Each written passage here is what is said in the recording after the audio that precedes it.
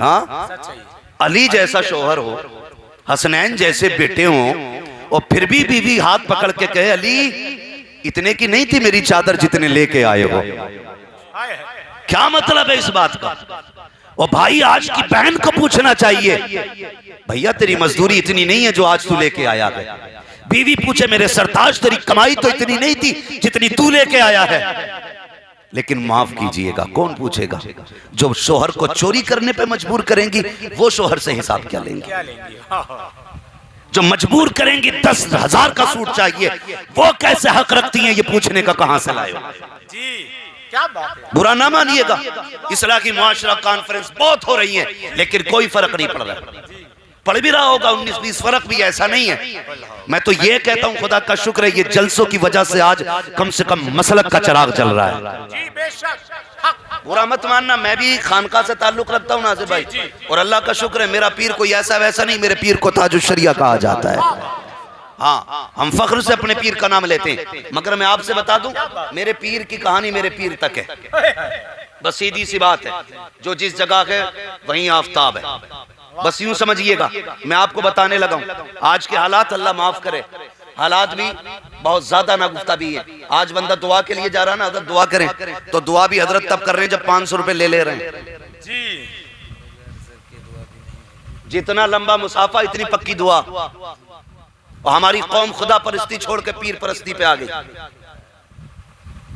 गलत नहीं कह रहा हूं, ये सच्ची बात है। कभी अल्लाह के लिए नहीं लड़े, कभी रसूलुल्लाह के लिए नहीं लड़े, और जो एक टाइम मस्जिद में नहीं जाता, जो कभी इस्तिंजा तक नहीं करता, उसके लिए एक दूसरे के घरों के बीच में तुमने दीवारें खींच दी, एक दूसरे के दुश्मन हो गए। मेरे पीर को नहीं मानता है, और यार कभी ये भी तो पूछ लिया कर तू मेरे खुदा को कितना मानता है, मेरे मुस्तफा को कितना मानता है। अगर वो कहे मैं खुदा को मानता हूँ तो पूछ उससे के सजदे कितने किए हैं। अगर वो कहे मुस्तफा को मानता हूँ तो कभी चेहरा टटोल के देख दाढ़ी कहाँ है, कपड़े बता मुस्तफा वाले हैं कि नहीं, ये बता जब सोता है कितना दरूद पड़ता है। अगर वो ये कहते कि दाढ़ी भी सलामत है, कुर्ता भी सलामत है, सोने से पहले दरूद पढ़ता हूँ, उठने के बाद सलाम पढ़ता हूँ, झगड़े पीरों के छोड़ मुस्तफा के लिए सीने से लगाकर उसे अपना भाई बना डाला।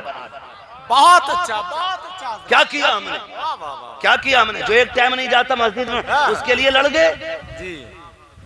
मेरा पीर सच्चा, मेरा पीर सच्चा, मैं इनकार नहीं करता, जिसका चाहे पैर पकड़ ले, कोई गधे का मुरीद है तो होगा, हमें कोई लेना देना नहीं, लेकिन हमने पीरों के उसूल जाने। अल्लाह वाले ऐसे नहीं होते। आज चला जाए जितना लंबा मुसाफा उतनी बड़ा पक्का मुरीद। सरकार ताजुश शरिया अल्लामा अख्तर रजा खान अलैहि रहमत व रिजवान, माशाअल्लाह। मैं हजरत के हवाले से एक बात बताऊं, बहुत गौर से सुनना, और अल्लाह करे ये बात हर एक की समझ में आ जाए, माशाअल्लाह, हर एक की समझ में आ जाए। खाली ना करामतें हमने सुनी है, जहां जाओ ताजुश शरिया की करामत सुना दो, कोई मुफ्ती आजम की करामत सुना दो, और भाई जात देख जिस जात में करामत का नूर रब ने पैदा फरमाया था। ये पैसों से खरीदी हुई डिग्री नहीं होती है करामत जी, ये अमल के जरिए अल्लाह फिर विलायत का नूर अता फरमाता जब बंदे के अमल अच्छे होते हैं। तो जरा समझे इस चीज को। गालिबन डॉक्टर इकबाल का दौर था, एक पीर साहब से मुलाकात के लिए गए, मुरीद आ गया, वो मुरीद ने आके ना मुसाफा किया, वो कहने लगा हुजूर बेटियों की शादी है और कुछ इंतजाम कम है, थोड़ी दुआ फरमा दें कि बेटियों के निकाह का इंतजाम हो जाए। जाते जाते उसने 10 रुपए निकाले और डॉक्टर इकबाल कहते हैं कि वो पीर साहब को दिए। जब गया ना तो पीर साहब ने दुआ की, अल्लाह तेरी परेशानी दूर फरमाए। डॉक्टर इकबाल कहने लगे बड़ी जल्द मैंने आपकी दुआओं में असर देख लिया। पीर साहब कहने लगे क्या मतलब? कहने लगे आपने दुआ दी, वो बंदा 10 रुपए का मकरूज और हो गया।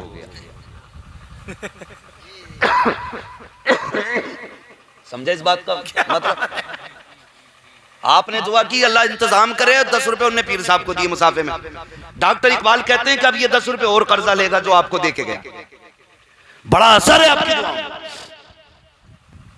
ये डॉक्टर इकबाल ने कहा था कि बड़ा असर है आपकी दुआओं में। ऐसे ही एक बंदा ताजुश शरिया के पास आया, हुजूर ऑपरेशन है, दुआ फरमा दे। कहने लगे अल्लाह कामयाबी अता फरमाए। अंदर गए, मुट्ठी भर के पैसे लाए और जब उसको ला के दिए कहने लगे हुजूर मैं सिर्फ दुआ के लिए आया था। फरमाने लगे दुआ तो कर दी है भाई, ऑपरेशन पैसों से हुआ करता है। वाह वाह वाह, क्या बात है। हर दुआ का मतलब सिर्फ दुआ नहीं होता है, क्या बात है उसमें कुछ राज भी होते हैं जी। वाह वाह, कुछ दर्द भी छुपा होता है। खाली दुआ का मतलब दुआ ही नहीं, कुछ और भी तो बंदा कह सकता है ना। आप फरमाने लगे दुआ कर दी गई है, लेकिन ऑपरेशन पैसे ही से होता है, ये लेके चला जा। तो मैं आपसे एक बात कहना चाहता हूं, खुदारा बदलें अपने तरीके। हमने खुदा परस्ती छोड़ के पीर परस्ती शुरू कर दी है। अल्लाह रसूल के लिए बंदा लड़ने तैयार नहीं और पीर साहब के लिए गोली मार दे। ऐसे ही पीर साहब है ना समझाने तैयार है ना कुछ समझने तैयार है। और भाई इस कौम को मस्जिद में लाने की जरूरत है, इस कौम को अल्लाह और उसके रसूल के करीब करने की जरूरत है, इस कौम की बिगड़ी हुई सबको एक सीधा करने की जरूरत है। और आप हैं कि साहब अपनी मौज में। डॉक्टर इकबाल ने कहा था न संभलोगे तो मिट जाओगे हिंदी मुसलमानों, तुम्हारी दास्तां तक भी ना होगी दास्तानों में। आज सबसे ज्यादा जरूरी है कि सफों में इत्तेफाक पैदा किया जाए, लेकिन इत्तेफाक से ज्यादा निफाक पैदा होता जा रहा है, निफाक पैदा होता जा रहा है। ऐसा ऐसा निफाक दिलों के अंदर है नाजिर भाई, बंदा खा के निकल के कहता अरे इसके पास तो हराम किया रही है जी, नाक तक खा लेता और खाते ही निकलते कहता अरे इसके पास तो हराम का है। जब हराम का था तूने क्यों ठूसा भाई? जब इसके पास हराम का था तो तुझे किसने कहा तू खा ले? जी क्या बात, कभी ना किया, कभी ना किया। ये जो हसद की आग लगी ना एक दूसरे से जलने की जो बीमारी है, ये कैसे आगे जा रहा है? मुसलमानों में खास कर ये पाई जा रही है। किसी की प्याली में शोरबा आ गया तो दीवार पे उछल उछल के देख रहा है कि अच्छा बोटी से चल रही है, चटनी पे लाके खड़ा कर दूंगा, चटनी पे लाके। अपनी भी बेची, उसकी भी बिकवा दी, चटनी पे लाके खड़ा कर दिया। फिर चौराहे पे निकल के कहता मुझसे हिलकने चला था, मेरी बराबरी का था, देखो चक्की पीस रहा है। और तुम्हें खुदा का वास्ता अगर किसी को उरूज पे देखा करो तो कभी ये मत सोचना ये आगे क्यों जा रहा है। तुम्हारा रब बड़ा करीम है और उसके दरियाए करम में किसी शय की कमी नहीं है। जब वो नवाजने पे आता है तो लम्हों में उरूज दे देता है, और जब वो गिराने पे आता है तो सेकंडों में सवाल पे डाल देता है। अगर किसी को देखो तरक्की पे तो नीयत खराब ना करना, मुसल्ला बिछाना, हाथ फैलाना, अपने रब से कहना मालिक जैसे तूने इनको दिया है वैसे मुझको अता कर दे, देर नहीं होगी, हाथ नीचे बाद में आएंगे, करम की झोलियां पहले बढ़ती जाएंगी। बेशक बेशक, नजरिया ही समझ में नहीं आता। बहुत अच्छा हजरत, माशाअल्लाह। कितनी आसानी से लोग कह देते हैं अल्लाह करे आपको मेरी उम्र लग जाए, यही कहते हैं ना, अल्लाह करे मेरी आपको उम्र लग जाए जी। भाई कभी ये भी कहा करो मालिक तेरे खजानों में कोई कमी नहीं है, मेरे भाई की उम्र बढ़ा दे। जी क्या बात है, ऐसे भी तो कह लिया करो ना जी। तो मैं ये बात आपसे अर्ज कर रहा था, गौर ये करें कि हमें अपने दिलों से और अपनी महफिलों और अपनी बज़मों के बीच से निफाक खत्म करना है। बहुत अच्छा, सुभान अल्लाह। मस्जिद में सफे सीधी होती है नहीं जी, बोले, उम्मीद है माशाल्लाह सारे लोग मस्जिद में आने जाने वाले लोग, सीधी होती है ना, सब सीधी सफे होती है, मगर हकीकत यह है कि सफे तो सीधी होती हैं लेकिन सफ में खड़े लोगों के दिल टेढ़े होते हैं, दिल टेढ़े होते हैं। कई बार बंदा कायदे में बैठता तो कपड़े नाप रहा, नाजिर भाई के अच्छे हैं कि मेरे अच्छे हैं जी। हाँ, अगर अपने अच्छे हैं तो फिर सलाम फेरते ही हूं, और नाजिर भाई के अच्छे हैं, कितने का लिया दुआ तो कर ले,